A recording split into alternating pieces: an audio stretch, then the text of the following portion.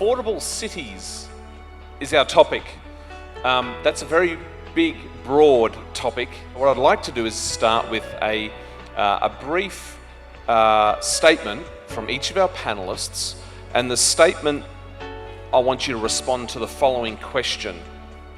From looking through your lens of what your day job is, what does an affordable city mean for you?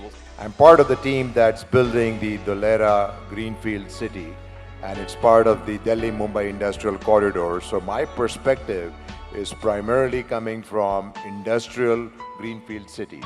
So when we speak affordability, it's primarily geared towards the affordability of attracting large industrial manufacturers, who is our primary customer base, and around that revolves the ease of doing business, the way the investments are going to be captured into the city, and the way we can make these companies more profitable through better returns on their business.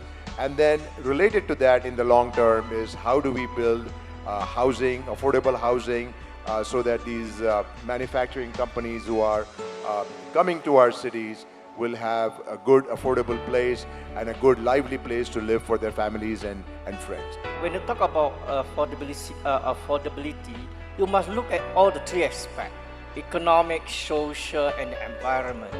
Because you have to look all three so that you create a very livable city where people have a good environment to live in, to bring up the family, have a good job, right, and also a good environment.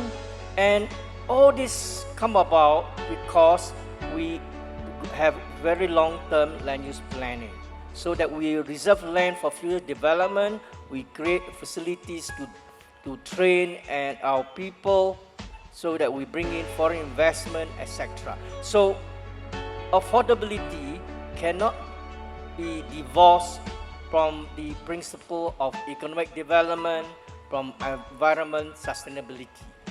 Can I invite some comment about the idea of India's greenfield development being a true long-term opportunity to create prosperity and opportunity and affordability?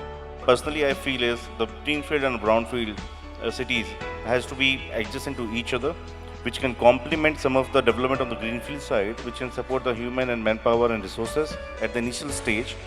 Then we can develop an infrastructure which can connect both the cities in the form that both can be independently run, plus also can complement with all the resources what has around. As this is something which India can actually think of. My point was that, instead of just looking at the straitjackets of the green and brown field, there's another, challenge that we are seized with, which we need to look at in terms of maintaining the balance even within like the brownfield development. Now, what balance is that ecological balance, not just environment, also the heritage part. So when we look at growth development demands, then the big question is our policy, which is actually looking at a very, very restricted FAR. And whereas your need is today to, take the growth to vertical development.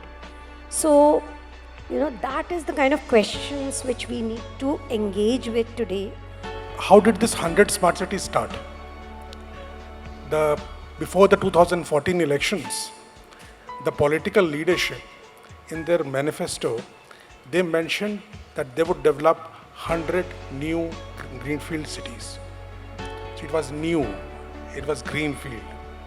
But when it was given to the citizens, the option of whether they would like to choose the brown or the green, they chose brown. Again, now when the next election happened, now Smart City Mission has got a tagline. It says Mission Urban Transformation, National Transformation. Now transformation can happen in the existing city. When you want to make an urban extension, that is where what you are telling is a more greener approach.